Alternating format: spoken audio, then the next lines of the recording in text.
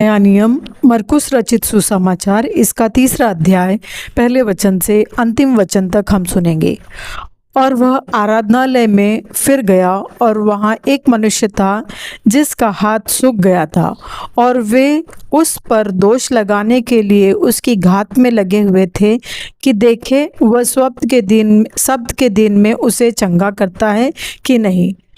उसने सूखे हाथ वाले मनुष्य से कहा, बीच में खड़ा हो, और उनसे कहा, क्या शब्द के दिन भला करना उचित है या बुरा करना, प्राण को बचाना या मारना? पर वे चुप रहे।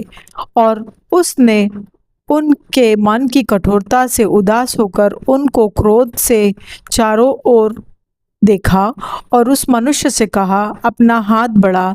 उसने बढ़ाया और उसका हाथ अच्छा हो गया। तब फरीसी बाहर जाकर तुरंत हेरोदियों के साथ उसके विरोध में सम्मति करने लगे कि उसे किस प्रकार नाश करे।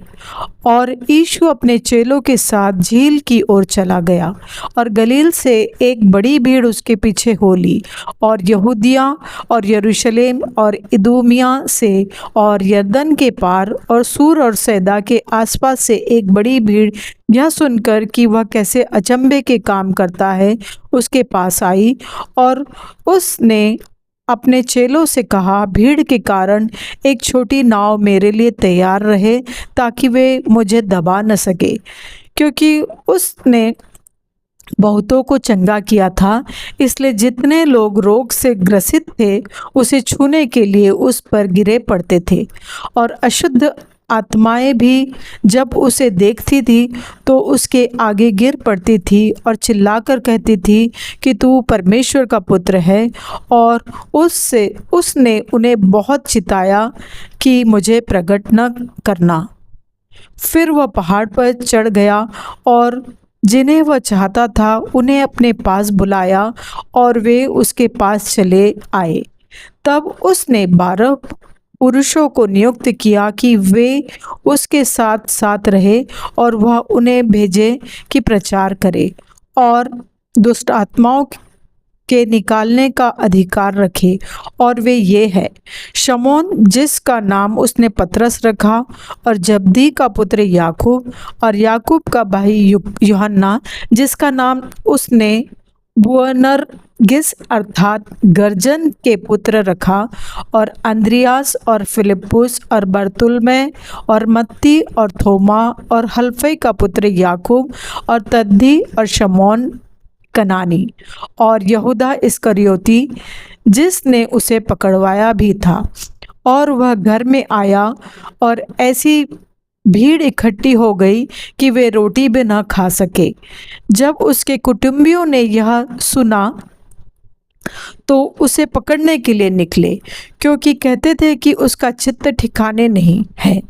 और शास्त्री भी जो यरूशलेम से आए थे यह कहते थे कि उसमें शैतान है, और यह भी कि वह दुष्टात्माओं के सरदार की सहायता से दुष्टात्माओं को निकालता है।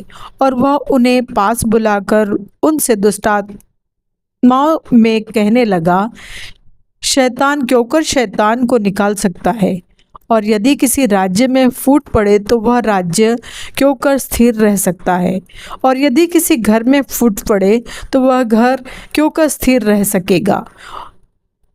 और यदि शैतान अपना ही विरोधी होकर अपने में फूट डाले तो वह क्यों कर बना रह सकता है, उसका तो अंत ही हो जाएगा। किंतु कोई मनुष्य किसी बलवंत के घर में घुसकर उसका माल लूट नहीं सकता जब तक कि वह पहले उस बलवंत को न बांध ले, और तब उसके घर को लूट लेगा। मैं तुमसे सच कहता हूँ कि मनुष्य की संतान के सब पाप और निंदा जो वे करते हैं क्षमा की जाएगी, परंतु जो कोई पवित्र आत्मा के विरुद्ध निंदा करे वह कभी भी क्षमा न किया जाएगा, वरन वह अनंत पाप का अपराधी ठहरता है।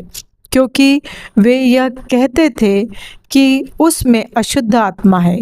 और उसकी माता और उसके भाई आए और बाहर खड़े होकर उसे बुलवा भेजा, और भीड़ उसके आसपास बैठी थी, और उन्होंने उससे कहा, देख तेरी माता और तेरे भाई बाहर तुझे ढूंढते हैं।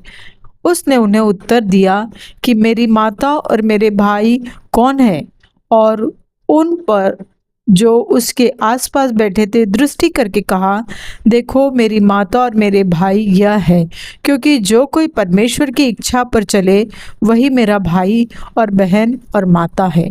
यह परमेश्वर का वचन है। परमेश्वर का धन्यवाद हो।